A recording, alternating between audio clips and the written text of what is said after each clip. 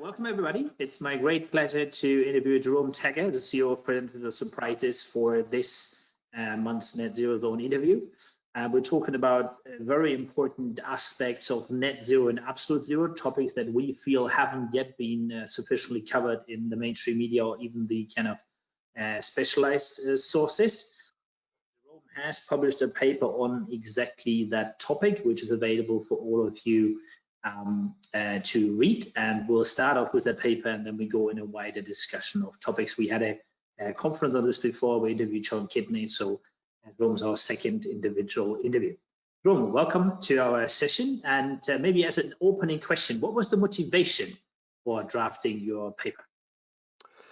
Thank you for having me, Andreas. So that's a great question.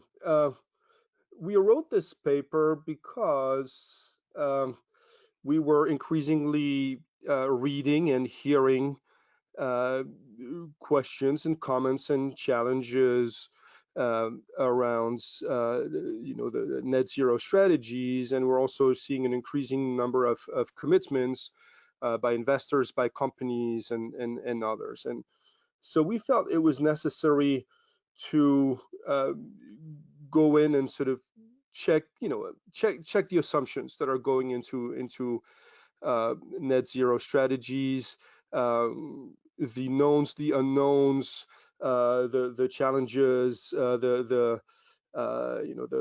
positives, and so on and so forth. And looking at this information together, came to the conclusion that it was worthwhile writing something about it. Okay, and so to directly for the audience, because not everybody maybe put in the picture here, in your view, what's the difference between net zero and absolute zero? To start with that. Well, so net zero is like a balance sheet, right? It's a compensation mechanism. You have emissions, and you are GHG emissions, and you have negative emissions, or ways to take carbon and GHGs out of the atmosphere. And the balance of that is a net zero. So A minus B equals zero. Real zero imply that there is no need for negative emissions because there are no emissions in the first place. So there's no compensation mechanism. So, which, by the way, is not to say that this is possible as humanity. We all have, we're carbon based, so emissions will subside. But it's an interesting thing to think about in terms of different sectors, for example. So just on the terminology side, when we talk about real zero, absolute zero, we mean essentially just emissions are zero, no offsets are needed, correct? So you broke up a little bit, so I didn't hear everything, but I think so. Yeah, when we're talking about real zero and absolute zero, just for the audience, we mean the same thing, which means emissions are zero, right? It's the ideal that zero emissions, we didn't need to take any emissions out of the atmosphere, no offsets are needed, just to clarify for everybody. Yeah, for usage here, yes, that works well. Yeah. Yeah. So in which sectors do you think an absolute/real zero is possible, and in which sectors do you think it's very much an idealist utopia?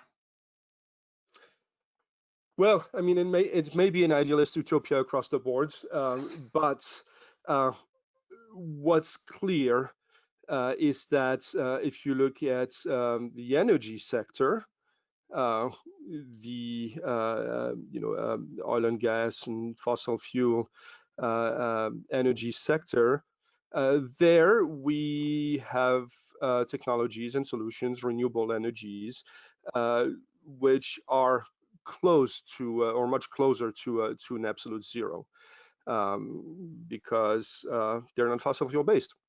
And so in that universe, and in many other sectors that simply depend on these energy sources, then you are in a place where you can aim for something like a real zero. In other sectors, it's harder, and the ones that are commonly cited are agriculture and aviation and steel, for example. Let me, Andreas, just say one thing. There are many people, and probably including on this call, who are much more knowledgeable about climate science than I am. So what I'm sharing here is the information that we've learned in the course of this inquiry from from scientists and from other experts. Yeah, and I mean the terminology, Jerome, out there is also somewhat mixed, right? People use terminology in different ways. Microsoft argues that climate neutral is very different from net zero. Not everybody that you read online would agree with that. Maybe not even every academic would agree with that, although possibly they should. So to explain then the context. So we know that the vast majority of emissions that cause the climate crisis are essentially fossil fuel Scope 3 emissions.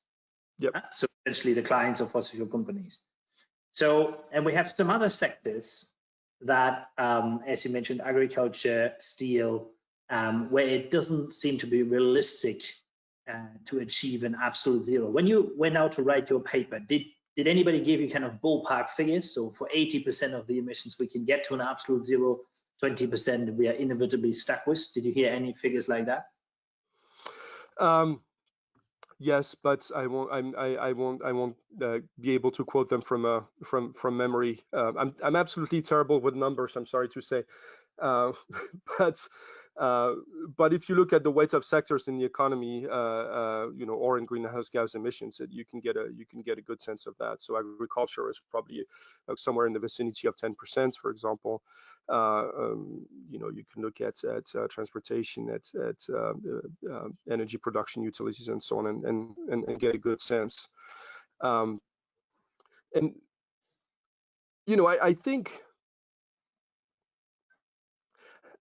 think the questions around real zero and net zero have to be read in a specific context, which is what's the end game? What's the goal, right?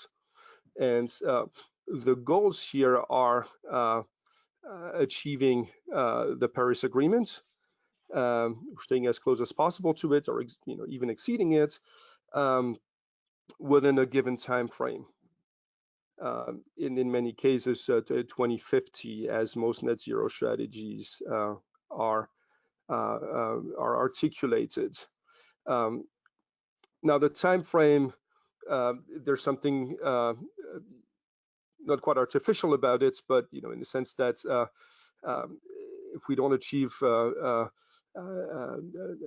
staying within the Paris Agreement by 2050, then, or every year that we don't move towards achieving it, it gets harder and harder and harder, and it takes more time. But that's basically the framework under which we look at these questions.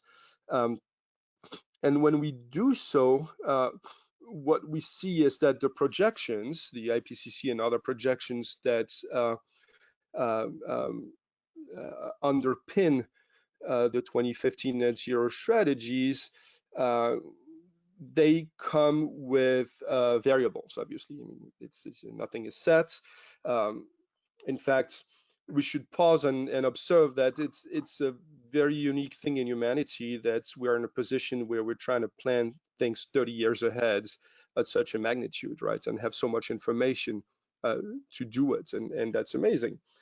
But when we look at the scenarios, we see that they rely a lot on negative emissions, right? So it's not just promises about how much we can achieve in terms of technology and renewable energies and so on. It's also, oh yes, there will be a lot of netting out of emissions, and that's sort of where things become interesting, right? Because those negative emissions, the negative emission technologies, the sort of nature-based approaches, the carbon sinks in land and oceans and so on, that's well, they're either not proven technologies at scale, or alternatively, if you look at the sort of more natural solutions, they're not definitive carbon sinks, right? So you can you can capture carbon in trees, you can plant trees, but then you can chop off the forest or you can burn it, and that's the human action side of things, but it can also be released naturally. And so that's where I think things get a little, interesting in this context. So I think you're coming to a very important point. So the offsetting techniques are used as political bargaining chips. They have technological weaknesses. Then there is also political pressure. I'd like to first talk about the politics side and then come to the technological side. So Greta Thunberg stands there and claims that we have to reach absolute real zero. Well, that is technologically in some sectors an impossibility.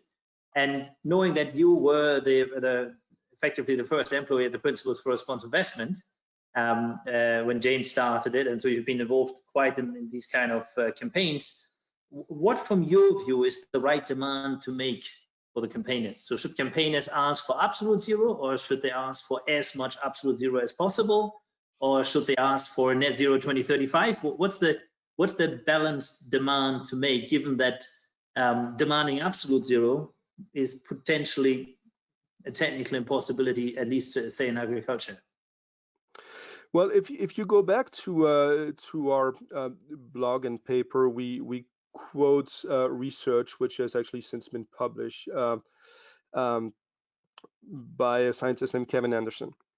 And Kevin, and I've spoken to Kevin extensively, and he has done some interesting research on what's actually needed. And to your points, there's what's needed and what's realistic, and what's needed to close that gap, right? Which is, I think, where the work of campaigners is really important to look at this. And so his arguments within the context of the Paris Agreement is that we need an accelerated scale of move towards absolute zero in the energy sector. And I believe that by 2035 in developed countries and 2050 in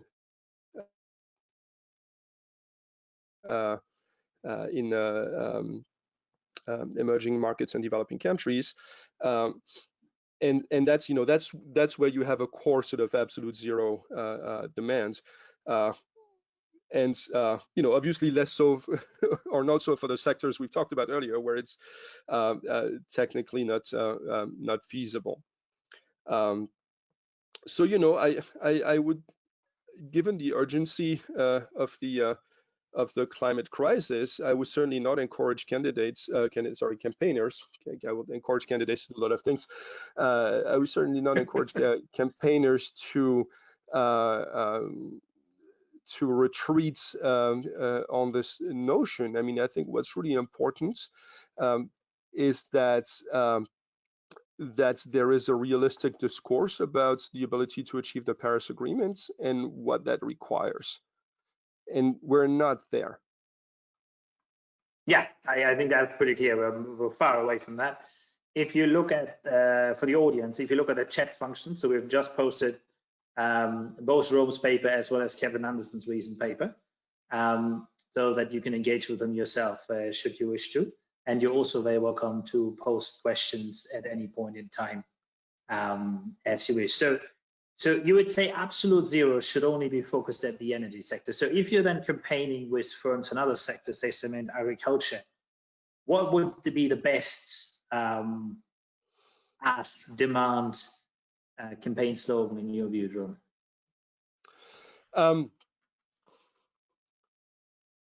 Well, let me take a step back on this, and because first of all, as I said at the beginning, I'm not the most accomplished experts on every sector here and every campaigning strategy.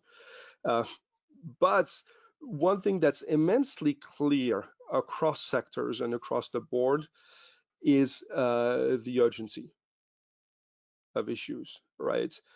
Yeah. And that's well known. I mean, that's no mystery, but the decisions that we make, we being humanity and consumers and business and governance and so on, in the next 3-5 years about energy, in the next 10 years in the context of the SDGs, when people talk about the decade of action, but really the next 5 years are the ones that will have the sort of decisive impacts on our ability to alter or mitigate emissions, right? And so to me, that is really the important point. It's how do you make decisions in that time frame, particularly when it comes to investing in significant energy related infrastructure that can keep us on track with the Paris Agreement. And there's you know, I'm not coming at this with a laundry list of solutions and answers. This is a global issue. We know, you know, who's emitting what where. We know that the energy mix, for example, in China or India or France, Germany, or the US is different, and that the pathways and solutions are also therefore different. But you know, going back to your question, that to me is the biggest, you know, questions. What are the options at this point in time in each sector? How do we accelerate change? And you know, and again, what government interventions are needed? And that's something that's at the moment, in part because there's so many countries where governments have taken either anti-climate or very ambiguous climate stances, that we've sort of discounted the value of political intervention. We're seeing right now, in the context of the discussions around COVID-19 recoveries, whether it's at country level or in the EU or more globally, that's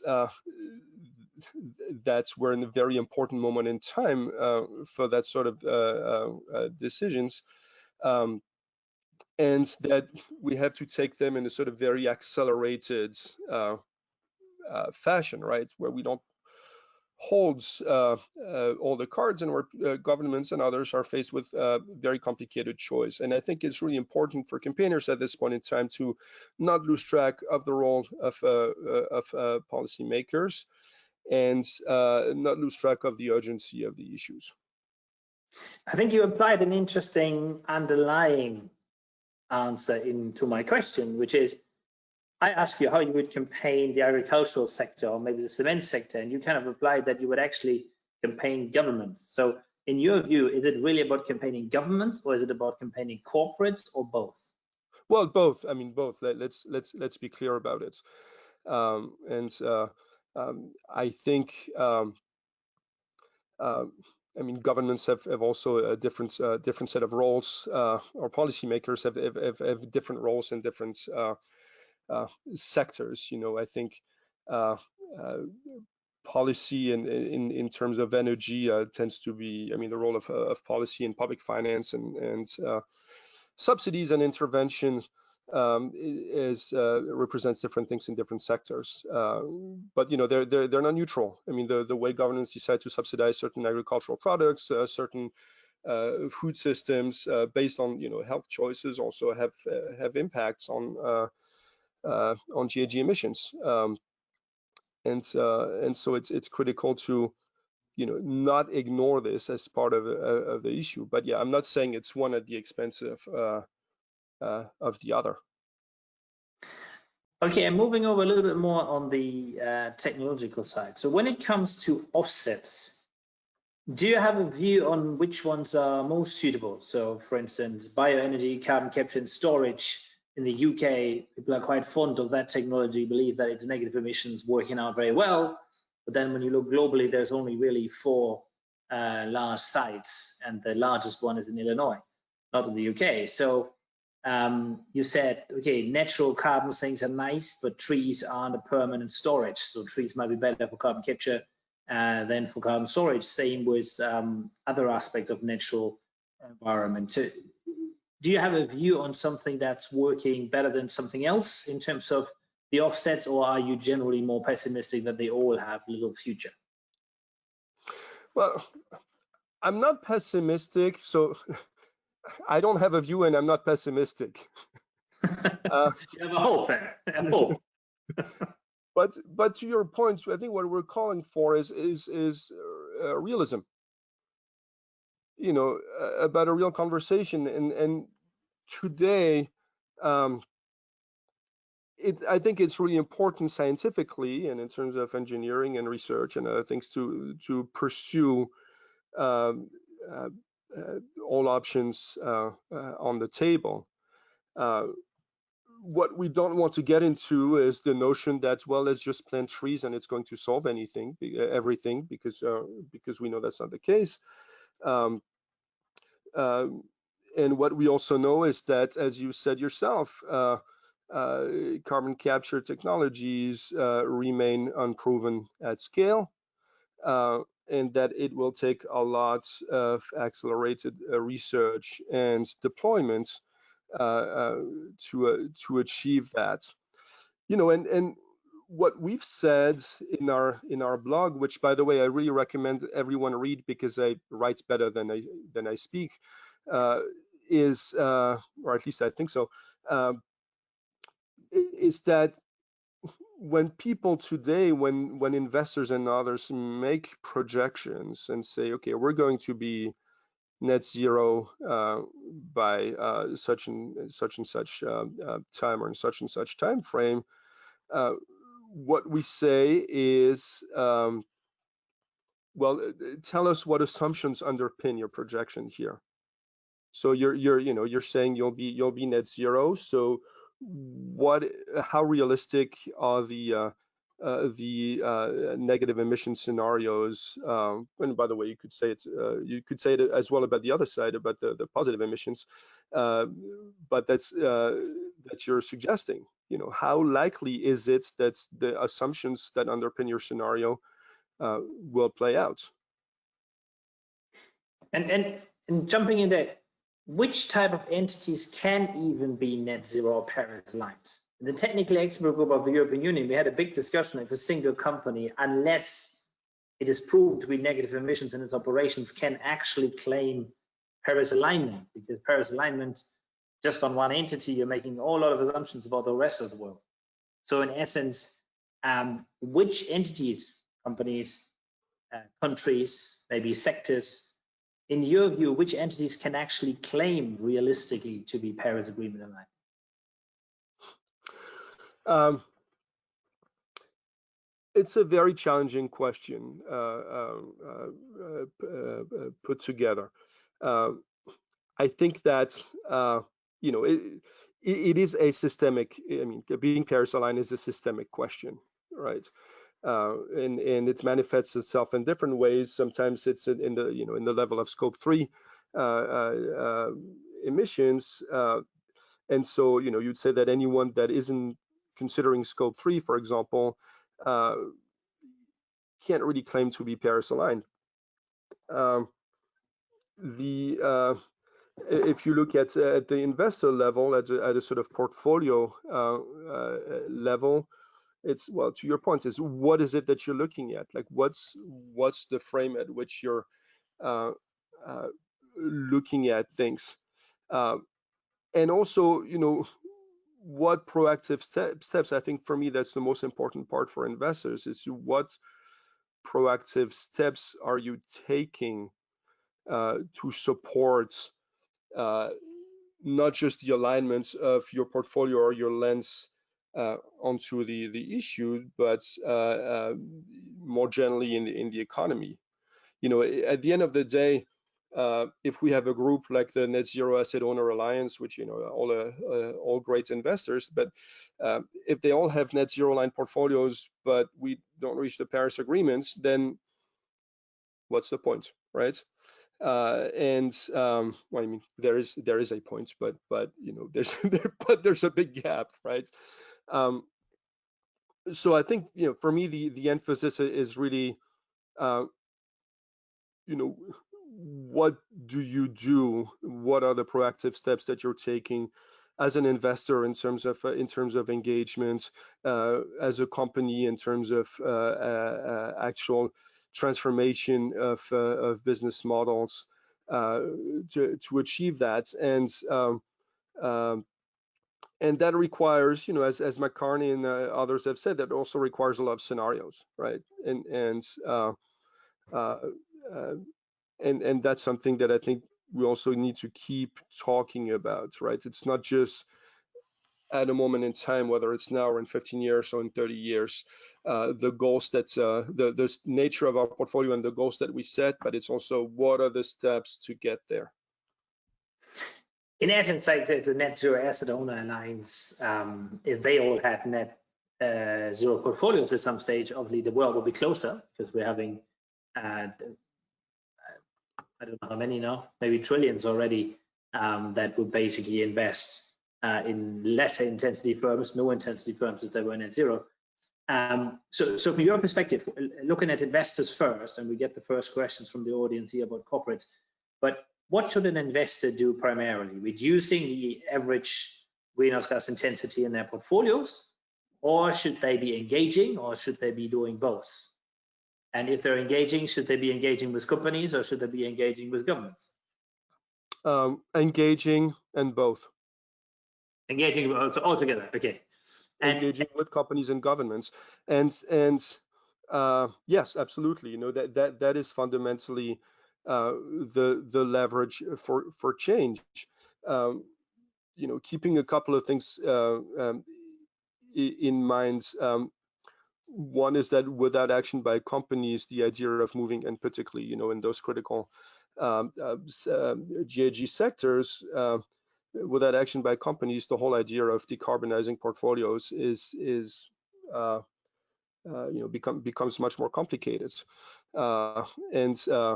And two, that without government intervention, also recognizing that not all asset owners, or let me rephrase this, not all energy assets are owned or invested in by sort of institutional investors that are climate aware, right? I mean, there's a lot of government ownership. There's a lot of ownership also in countries where your average multi-trillion investor also doesn't necessarily have a significant grip, and so on and so forth. So it's got to be both. Okay, I mean that makes good sense. From the perspective of a company, what can a small company do in your view? How can they get closer to net zero, aligned with the Paris Agreement? It's a great question. I think it depends where the company is, and obviously what their sector of activity is. I would think that reducing one's consumption of fossil fuels, switching to alternative energy sources where that's possible, that would be a great place to start. Okay, and then from an NGO perspective, so there are NGOs that have a program called Stop the Money Pipeline. Mm-hmm. So they argue that one of the most important things is to not refinance fossil fuel companies in their operations. So that would be equivalent to bank loans or bond investment. So it'd be less for the equity investor, much more for the fixed income investor. Mm-hmm. And they argue that the investors do have influence, and every individual person is influenced by the choice of their bank, essentially, because some banks provide bank loans to fossil fuel companies and others don't. What's your view on that? So when they argue that it's really, instead of engaging directly with the companies, which may be more hard-nosed, one should engage with their financiers, which have more exposure maybe to that engagement, maybe they are more receptive of it. What's your view on that aspect? Well, I mean, what do I think? I think it's a bit of a false dichotomy to say that you should engage with one and not the other, or over the other. I do think that it is a significant challenge or significant issue that there is not more engagement with the financial sector on emissions, right? I mean, you can see this with the Climate Action 100 Plus, and I think campaigners are absolutely right to point to the role of banks in financing a lot of fossil fuel infrastructure. I think what's key, or one thing that I don't know if it's key, but one thing that I've observed also is that a lot of the policies, changes in policies and so on that financial institutions are making tend to be sort of on the margin. So that, you know, a bit of a broad statement here, that's not true across the board, but a lot of them, and particularly the largest financial institutions with the larger stakes and larger risks, and you know, also the largest role in the stability of the economies de facto, they tend to tinker around the edges. You know, the general trend is, okay, we'll have a coal policy, we'll have a thermal coal policy that will, you know, be effective for certain types of assets. You know, maybe companies that that do X% of their business in coal, or X% of their turnover and so on. But often it's not touching on the most important companies, right? And to me, it's really at the end of the day where you got to focus on where the rubber hits the road. All the policies that banks and institutional investors are putting in place, they will be helpful in, you know, whether it's about financing or whether it's about scenario planning and transitions and all of that, if they're looking at the most important companies and emitters and sources of emissions, right? If you're looking at the smaller ones, then you know, you're guaranteed to be less effective. Now, the other question, of course, at that point is, well, how are market forces shaping that? You know, when we're looking at the crash of oil prices over the last year, the write-downs by various oil companies, the bankruptcies of companies like Chesapeake Energy and so on, there's also a force that's in motion that is you know, simply market forces, and we can't also ignore that.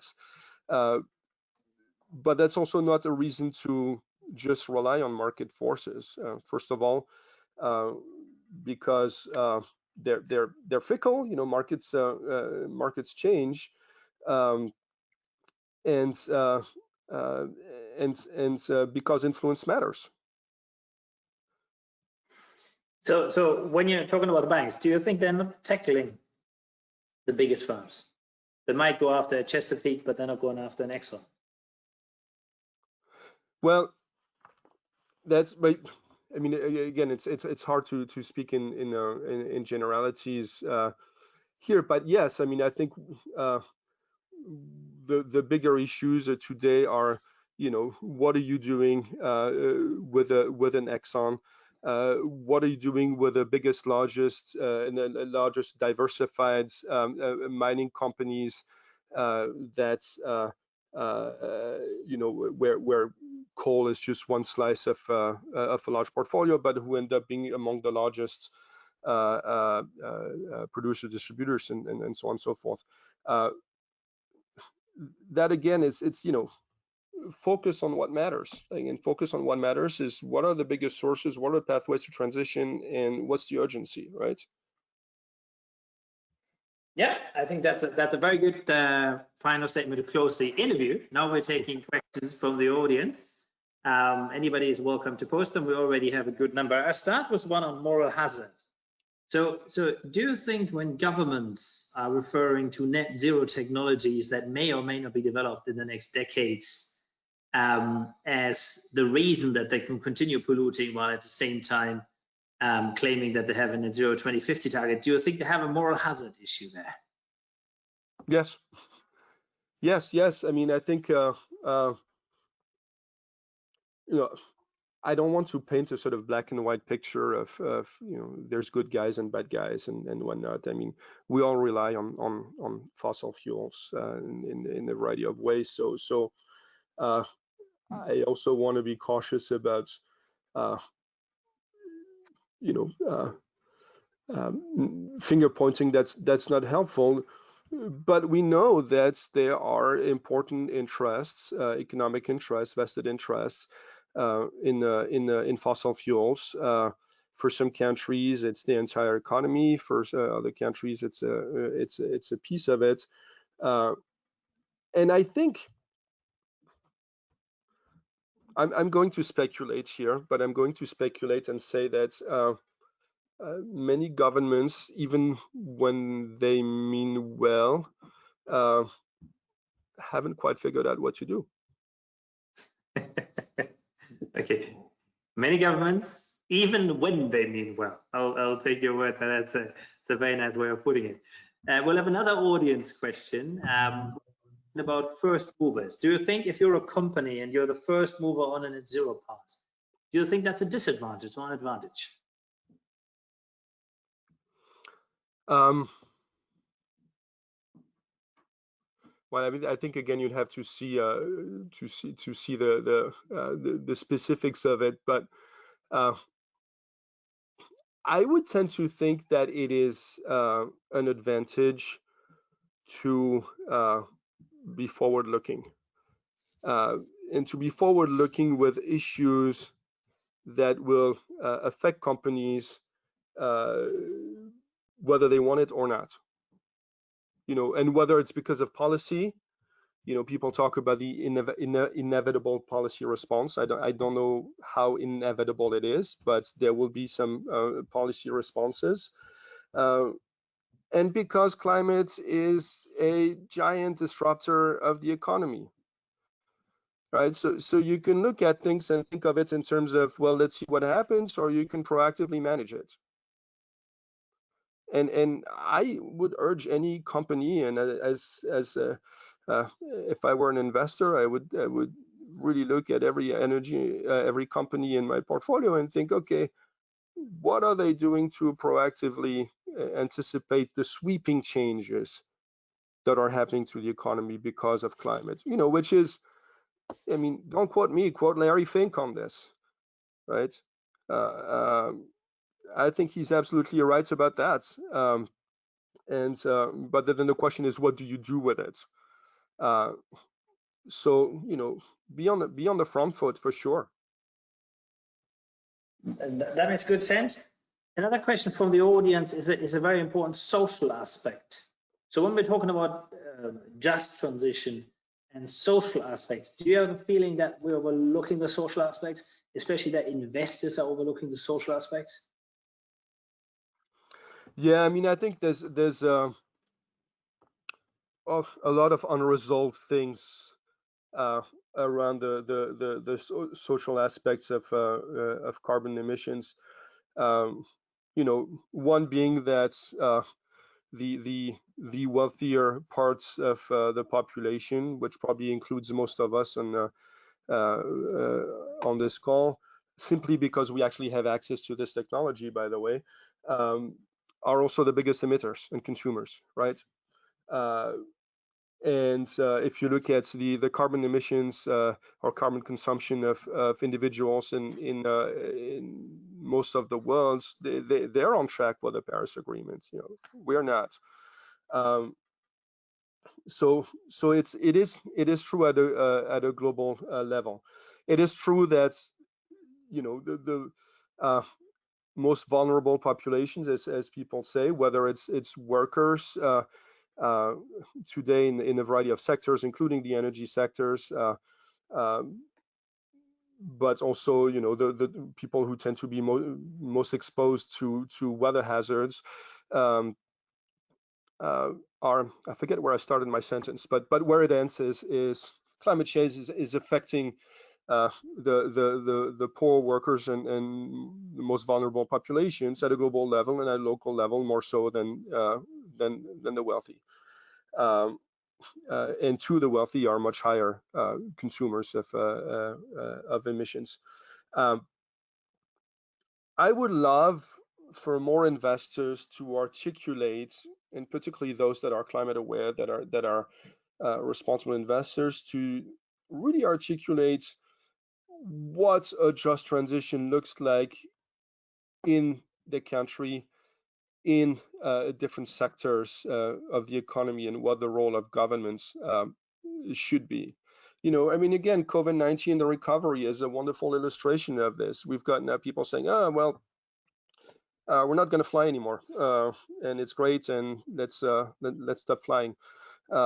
And others that say, well, but there's hundreds of thousands of jobs at stake, not just for the airlines, but also all the downstream economies, and whether it's hospitality or tourism or business that depend on it. So how do you do this, right? How do you manage this challenge? And investors have got to speak up. Yeah, once they have well-defined views as organizations, right? Exactly. Part of the challenge.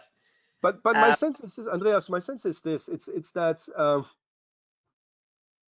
my sense is that there are views within the organizations, right? I mean, but views within the organization doesn't equivalent that views of the organization that is carried by a sufficient proportion. That's exactly right.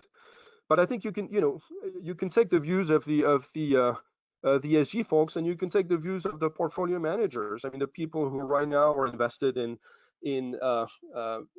those sectors that are at risk, or in countries like Korea that depends, essentially on exports for the economy, and are looking at a world that's closing upon itself and everything. And these guys, they have an opportunity to speak up and to say, no, here's what can make things better, right? Here's a way to manage this transition, or if it's not a transition, in whatever way, what's happening in the next 10 years, and you can look at it as, okay, it's going to be a giant roller coaster.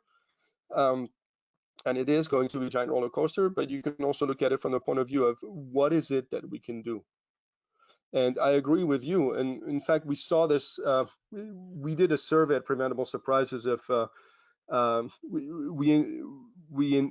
think you participated, Andreas. We asked 200 global ESG influencers on their view for their views on the personal views on the COVID-19 recovery.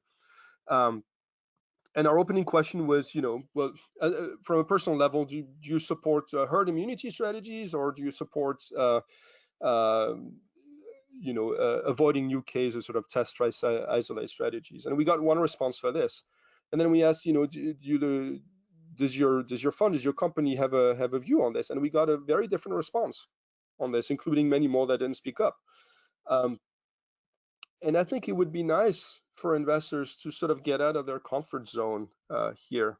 Obviously it's fraud, it's politics, it's policy, it's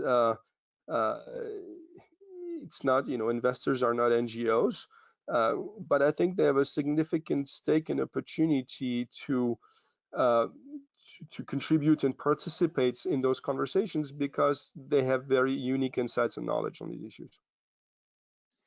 Jerome, thank you very much. That was an excellent discussion. I've got one final question for you.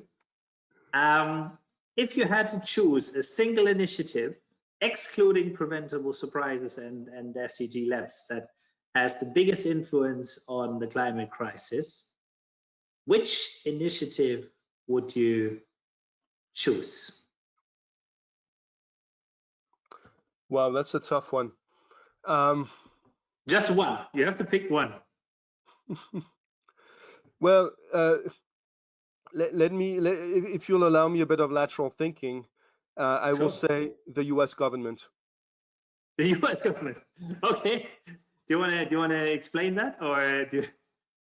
Well, as in, it's the policy choices that are made by the U.S. government, whether it's about staying in the Paris Agreement, on the international stage, or generally participating in global cooperation. or deciding to support different industries and technologies, today are the biggest probably negative influence on the on the Paris Agreement. Now, and you asked me for one, so I picked this one. But there's a it's a much longer conversation. You should probably hold a session on this specific topic and maybe run sort of positive awards and negative awards. I think that's a good way to close. There will be a recording, so anybody listening to this recording right now is very welcome to post below the actual video the suggestions for who had the greatest influence, and then we can all discuss this online. Jerome, thank you very much. Very nice interview. Thank you very much. And thank you very much to the audience for listening and posting the questions. As said, there will be a recording, and the recording will be shared on social media. Jerome, any final news you want to state? Or thank you for having me. Read the paper and tell me what you think. More than anything, I think we wanted to start a conversation with this paper. We've had people that say yes, you're right, and people you said yes, you're right, but it's all unrealistic. But we want to get more granular and more specific. So I don't claim to own the truth. I want to hear from others what they think and what the path forward is. That sounds great. Both Jerome's paper as well as the Kevin Anderson research he references are in the chat, and we will also post that below the video online. Thank you very much, everyone, and bye-bye. Cheers. Bye-bye. Thank you, Andres.